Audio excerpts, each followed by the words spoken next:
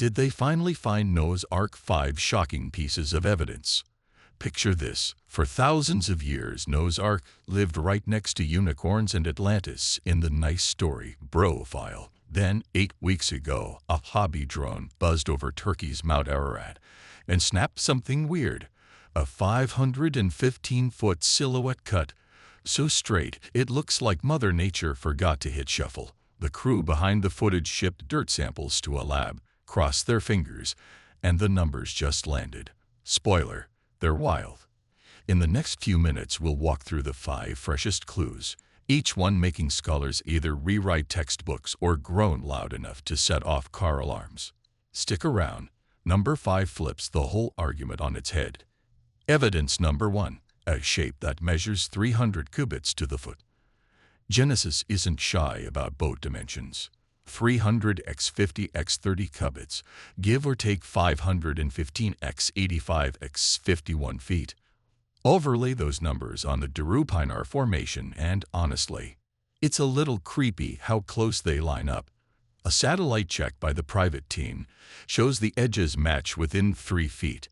Geologist Andrew Snelling, he's a creationist, but also a Sydney PhD, says the symmetry is statistically implausible for a lava flow. Critics shrug that mud can freeze into any shape, yet the cubit-perfect outline makes even the skeptics pause. Evidence number 2. Chemical fingerprints of decayed wood. The new lab readout could pass for a crime scene report. Soil cores pulled right along the outline show organic carbon at 8.7%. Triple the dirt 10 yards away. Potassium quadruples and lignin splinters, tiny calling cards of wood, litter the slides. Ark hunters say that's textbook decaying gopher wood. Critics fire back that any buried forest would do the same. Fair point, but lignin doesn't lie. It only comes from one place, until a journal stamps peer-reviewed. It's provocative, not proven. Evidence number 3. Interior chambers spotted by ground-penetrating radar. Ground-penetrating radar chews through the site like an X-ray on steroids. When the 2023 data was crunched, 4 long lines showed up, each 14 feet apart, plus a dozen crossbeams. Picture a keel and ribs. Turkish geophysicist Fethi Ahmet Yüksel, who's been eyeing the formation since 1998, calls the pattern boatish but not a smoking gun. In plain English, he's not ready to pop champagne, but he's not ruling it out either.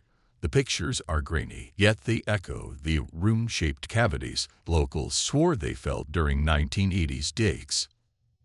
Evidence number 4. Iron rivet blobs that shouldn't exist. Dotting the outline are fist-sized iron lumps. Back in '91, Captain Ilhan Dirupinar first noticed they sit in tidy rows. New handheld XRF guns confirm the metal's not local. It's forged iron alloy spiked with magnesium and titanium. Random volcanic scatter doesn't do neat lines, but ancient rivets might. Critics toss the slag theory, arguing 19th century surveyors could have dropped junk. Trouble is, the blobs sit exactly where ribs should and nowhere else on the plateau. Rivets or rubbish, your call. Hold up. Before the wildest clue drops, quick favor.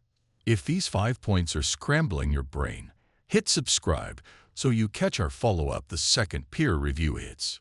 Comment rivets if you're buying those iron blobs, or slagged if you think they're scrap. Keep it friendly, folks.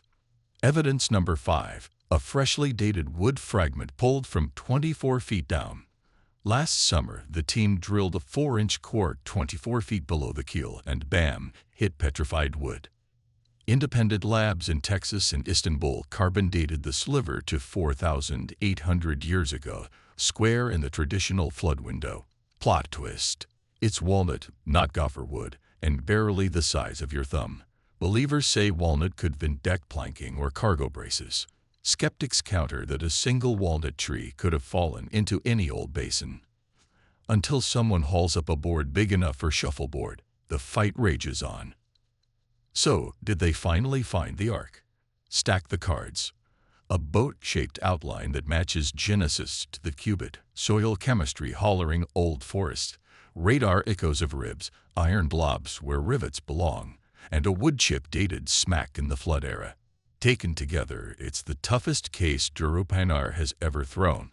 Still, mainstream archaeology tags the site as a quirky basalt flow, and no journal stamped the new data yet. Bottom line, something shaped like a 300-cubit ship is lounging under Turkish mud and throwing off signals it shouldn't. Whether that's Nose Ride or the world's sneakiest rock formation, you now have the 5 most eyebrow-raising clues. When the peer review verdict drops, we'll be here to tear it apart line by line.